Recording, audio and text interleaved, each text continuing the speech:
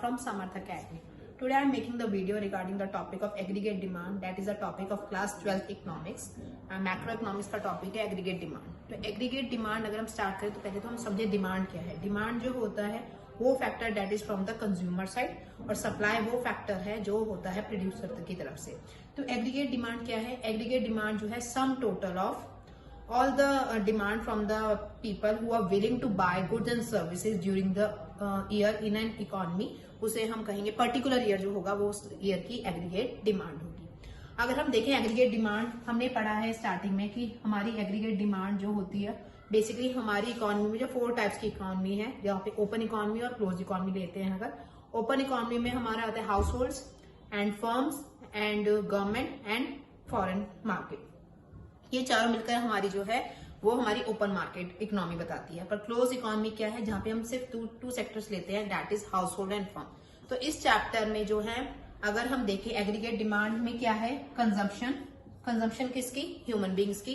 मैं हूं मार्केट में जा रही हूँ और मैं कुछ चीज जो है कंज्यूम कर रही हूँ जिसपे मैं एक्सपेंडिचर डिस्पोजेबल अपनी इनकम को डिस्पोज कर रही हूँ, वो मेरा एक्सपेंडिचर होगा, मेरा कंजम्पशन एक्सपेंडिचर, जहां पे मैं अपने पैसे खर्च करके मार्केट में सामान खरीदने के लिए तैयार हूं। क्यों? मैं उसके क्योंकि मैं अपनी लाइवलीहुड को जो है उसको बेटर तरीके से करना चाहती हूँ, अपनी फैमिली के लिए कुछ करना चाहती हूँ, तो उसके लिए जो मैं खर्चा कर रही हूँ वो मेरा क्या है? Consumption expenditure. सेकेंड हमारा आता है इन्वेस्टमेंट। इन्वेस्टमेंट जो है वो कौन करती है? बेसिकली इन्वेस्टमेंट जो है वो हमारी फर्म्स करती हैं।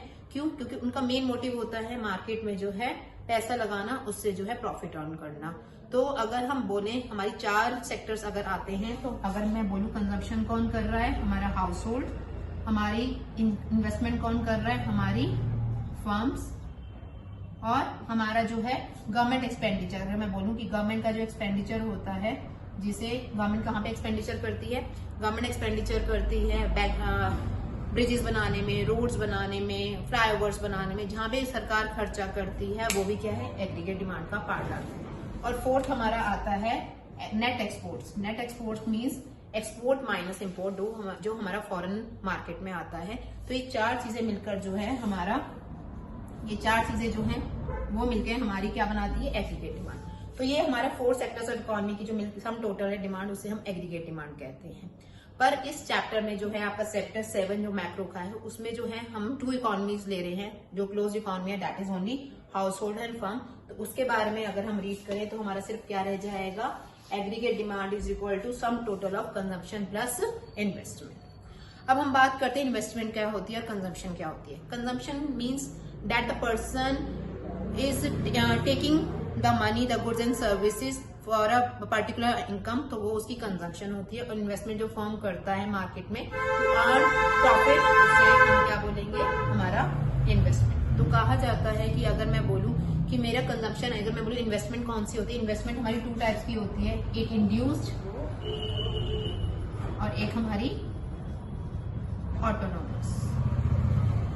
इंड्यूस और ऑटोनोमस में क्या डिफरेंस है? कहा जाता है वो इन्वेस्टमेंट जो एक पर्टिकुलर पर्सन करता है that is based on the income, उसे हम क्या बोलेंगे? हमारी इंड्यूस इनकम या इंड्यूस इन्वेस्टमेंट, सॉरी। और वो जो डिपेंड हमारी फिक्स होती है, जिसमें हमारा इनकम लेवल का कोई इफेक्ट नहीं पड़ता, उसे हम कहते हैं ऑटोनोमस। अगर एक इन्वेस्टमेंट जो है फर्म करती है, इन्वेस्टमेंट जो फर्म करती है वो कभी भी इनकम बेसिस पे नहीं करती, उनकी जो है इन्वेस्टमेंट फिक्स होती है। तो इसका मतलब उनकी इन्वेस्टमेंट कौन सी होती है? ऑटोनोमस। और जो हम लोग इन्वेस्टमेंट करते हैं, हम लोग इन्वेस्टमेंट किस बेस पे करते हैं कि जैसे से हमारी इनकम बढ़ती जाएगी हम इन्वेस्टमेंट जो है करते जाएंगे, हमारी इन्वेस्टमेंट बढ़ती जाएगी। तो हम किस में आते हैं? हमारी इन्वेस्टमेंट जो होती है वो बेसिकली इंड्यूस इन्वेस्टमेंट होती है। तो हमने अब तक ये पढ़ा कि aggregate demand is a some total of C plus I। अगर एग्रीगेट डिमांड, अगर हम इसमें एग्जांपल लेते हैं कि अगर मेरी aggregate demand C plus I है, सपोज करो फंक्शन हमारा C plus I that is income. हमारी इनकम, हमारी जो कंजम्पशन एक्सपेंडिचर किस पे डिपेंड करती है? हमारी इनकम पे डिपेंड करती है। तो Y को हम डिनोट कर रहे हैं हमारी इनकम से। सपोज कीजिए मेरी इनकम 0 है, मेरी इनकम 0 है, तो ऑब्वियसली मेरा कंजम्पशन कितना होगा? कंजम्पशन, ऐसा कोई ह्यूमन बीइंग नहीं है जो बिना इनकम के भी कुछ खाएगा नहीं, कहीं ना कहीं उसकी कंजम्पशन होगी। तो सपोज कीजिए मेरी कंजम्पशन जो है वो 40 रुपीज की है, तो मेरी इन्वेस्टमेंट यहाँ पर क्या होगी? इन्वेस्टमेंट भी क्या बोला जाएगा? अगर मैं बोलूँ, क्योंकि मेरा सम टोटल जो है वो क्या है? सम जो है मेरा इनकम का C प्लस आई होना चाहिए। तो अगर मेरी कंजम्पशन 40 है तो इसका मतलब फर्म की इन्वेस्टमेंट जो है वो मैंने क्या कहा था कि वो डिपेंड नहीं करती इनकम पे, वो भी क्या आती है फिक्स रहती है। तो यहाँ पे हमने क्या लिया, हमारी इन्वेस्टमेंट जो फिक्स है कितनी हो गई है 40, ठीक है। तो इन द सेंस हमारी इन्वेस्टमेंट अगर कहा जाए तो एक तरह से नेगेटिव में जाएगी और पर हम फर्म लेगी तो 40 में हो जाएगी। सपोज करो हमारी इनकम 100 रुपए हो जाती है तो मैं 60 रुपए खर्च कर रही हूँ, मेरी कंजप्शन जो है वो फिक्स है, कितनी इन्वेस्टमेंट कितनी है 40। सपोज करो मेरी इनकम 200 हो जाएगी तो मेरी कंजप्शन तो बढ़ेगी पर मेरी इन्वेस्टमेंट जो है वो फिक्स रहेगी। तो एक्स्ट्रा मैं कहाँ खर्च कर रही हूँ, एक्स्ट्रा मैं क्या करूँ, वो मेरी क्या पार्ट बन जाएगा, वो मेरा सेविंग का पार्ट बन जाएगा। तो अगर मैं बात करूं एग्रीगेट डिमांड का एक अगर ग्राफ कैसे बनेगा, तो आपका एग्रीगेट डिमांड जो है उसमें बोला जाता है मेरी जो इन्वेस्टमेंट है दैट इज फिक्स, जो पैरेलल टू एक्स एक्सिस होगी, और मेरी कंजम्पशन कभी जीरो नहीं होगी, तो वो कभी जीरो लेवल पे नहीं जाएगी, उससे आगे जाएगी। तो ये सम टोटल जो है मेरी क्या बनाएगा, ये मेरा एग्रीगेट डिमांड बनाएगा जो C प्लस आई का पार्ट होगा। तो ये जो मेरी एक तरह से जो ये मेरी ऑटोनोमस इन्वेस्टमेंट और यहाँ पे जो सम टोटल होगा वो मेरा ऑटोनोमस कंजम्पशन जो मेरा क्या है फिक्स है, जो मेरी इनकम पे डिपेंड नहीं कर रहा, और इसका सम टोटल जो है मेरा एग्रीगेट डिमांड आता है। अब हम नेक्स्ट टॉपिक लेते हैं एग्रीगेट सप्लाई।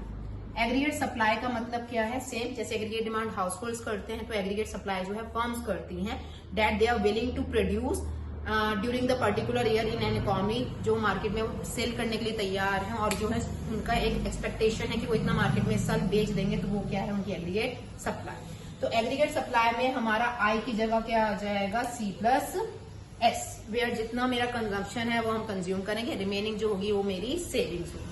तो कभी भी मैंने आपको बताया था हमारी कंजम्पशन कभी नेगेटिव नहीं हो सकती, क्योंकि कोई बंदा जो है नेगेटिव में कंजम्पशन नहीं कर सकता। हाँ, पर मुझे अगर ये लेवल पे लाना है, सपोज करो मेरी इनकम जो है वो 0 रुपीज है और मेरी कंजम्पशन 40 रुपीज है, तो इन्वेस्टमेंट मेरी कितनी हो, सेविंग्स मेरी कितनी हो जाएंगी -40। इसका मतलब है -40 मेरी सेविंग्स मानी जाएंगी और 40 मेरी कंजम्पशन। सपोज करो मेरी इनकम 100 रुपए हो जाती है, जहाँ पे मैं 60 रुपीज तो कंज्यूम करूँ, तो वही मेरी 40 जो हो जाएगी वो मेरी सेविंग हो जाएगी। और जैसे मेरी इनकम 200 हो गई तो मैंने 120 या 100 रुपीज खर्चे तो 100 मेरी सेविंग्स हो जाएंगी। ऐसे ऐसे करते तो हम एक एजम्पशन लेके चलते हैं। ऑब्वियसली ये एजम्पशन नहीं कह सकते, ये फैक्ट है कि जैसे जैसे हमारी इनकम बढ़ती रहती है हमारी कंजम्पशन लेवल क्या होता रहता है, कम होता रहता है, इंक्रीज होता है, बट इतना ड्रास्टिक इंक्रीज नहीं होता। जैसे हमारी इनकम चेंज होती है और सेविंग जो है वो बढ़ती जाती है।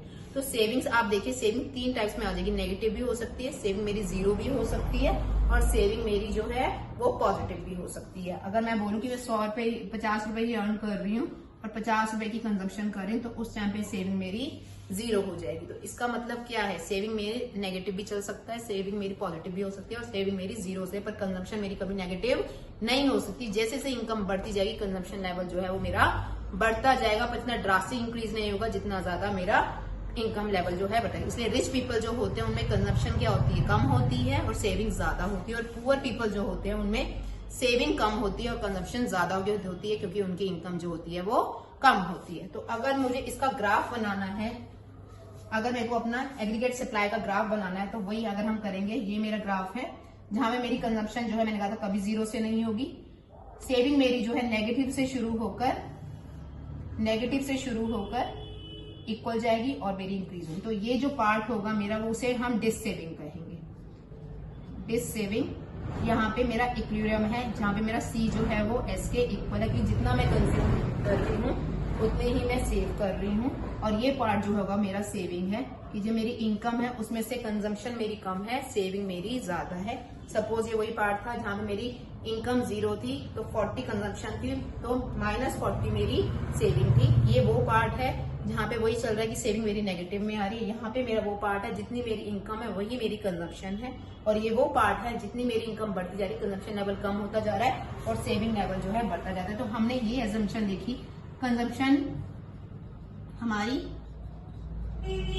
कभी 0 नहीं हो सकती, सेविंग जो है वो मेरी नेगेटिव भी है, पॉजिटिव भी है और 0 भी हो सकती है। तो अगर मैं इस ग्राफ पे दोनों चीजें लेके चलूं, जहां मेरी एग्रीगेट डिमांड एग्रीगेट सप्लाई के इक्वल है, तो ये मेरी बेसिकली आप क्या बोलोगे कि मेरा इक्विलिब्रियम कहां पर होगा, जहां पे मेरा ये पार्ट होगा जहां पे इंड्यूस मेरी इन्वेस्टमेंट होगी, और सॉरी ऑटोनोमस इन्वेस्टमेंट होगी, और मेरी सेविंग और डिससेविंग का पार्ट होगा, तो वो मेरा इक्विलिब्रियम पॉइंट होगा जहां पे मैं फुल एम्प्लॉयमेंट कर रही हूँ। फुल एम्प्लॉयमेंट का मतलब क्या है, that every person who are willing to do work, they are getting work, और उसमें कोई जो है खाली नहीं बैठा है। तो उस फुल एम्प्लॉयमेंट में मेरा क्या होगा, जहां पे मेरा इक्विलिब्रियम होगा, जहां पे मेरा एग्रीगेट डिमांड जो है एग्रीगेट सप्लाई के इक्वल होगा।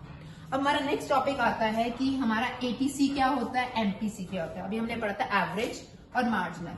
एवरेज मीन्स हमारा सम total of the units divide by some total of unit divide by number of units, और मार्जिनल होता है नेट एडिशन टू द, ये हमने पढ़ा है। तो अगर मैं बोलूं एपीसी क्या होगा, एपीसी मेरा क्या होगा, जितनी कंजम्पशन है डिवाइड बाय जितनी इनकम है, वो मेरा एपीसी होगा। और वही मेरा एमपीसी क्या होगा, delta c upon delta y, जितनी मेरी कंजम्पशन में चेंजेस आए डिवाइड बाय जितना मेरी इनकम में चेंजेस है, तो उनको मैं करूंगी।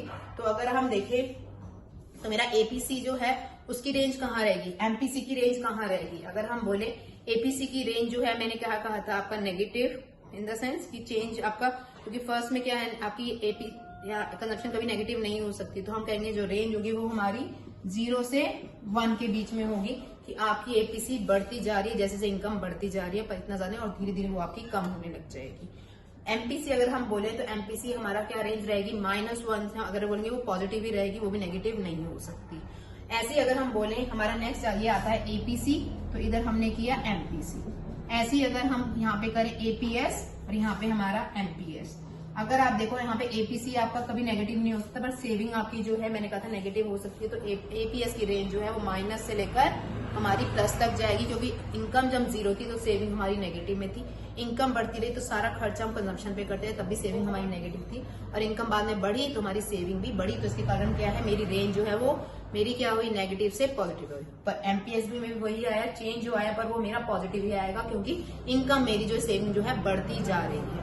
तो अगर हम इससे अजम्पशन लगा सकते हैं कि मेरा एमपीसी और एमपीएस का सम हमेशा 1 आएगा, और एपीसी प्लस एपीएस का सम हमेशा 1 आएगा। इफ आई से कि मेरा एपीसी 0.7 है तो मेरा एपीसी मेरा 0.7 है, तो एपीएस मेरा 0.3 होगा।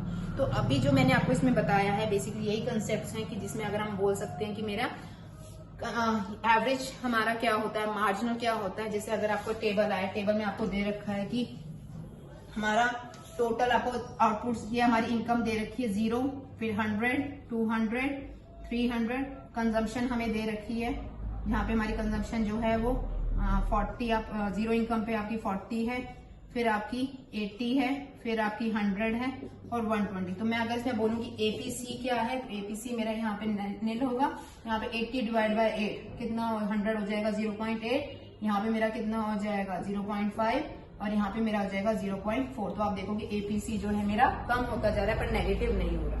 पर अगर हम यहाँ पे वो एमपीसी निकालेंगे तो चेंज कितना आ रहा है, यहाँ पे हमारा कुछ नहीं, यहाँ पे 20 डिवाइड बाय 200, तो ये मेरा आ जाएगा 0.2, 20 डिवाइड बाय 100 0.2। तो आप देखोगे ये मेरा एमपीसी जो है सेम रेंज में रहेगा। तो ये हम टेबल्स के थ्रू कर सकते हैं। तो एक छोटे से कंसेप्ट के थ्रू मैं बस ये बताना चाहती थी कि इस चैप्टर में स्टार्टिंग किया है। नेक्स्ट क्लास में जो है मैं बेसिकली चैप्टर 8 जिसमें हमारा मल्टीप्लायर आएगा, और जहाँ पे चैप्टर 9 का छोटा सा कंसेप्ट है कि गवर्नमेंट का क्या रोल है इन सब में एग्रीगेट डिमांड और एग्रीगेट सप्लाई को इक्विलिब्रियम पे लाने के लिए। तो आज मैं बस इस टॉपिक में यही बताना चाहती थी। तो प्लीज आप इस वीडियो को देखिए और सब्सक्राइब कीजिए, लाइक कीजिए, और प्लीज हो सके तो आपने ये वीडियोस को शेयर भी कीजिए। Thank you and have a nice day.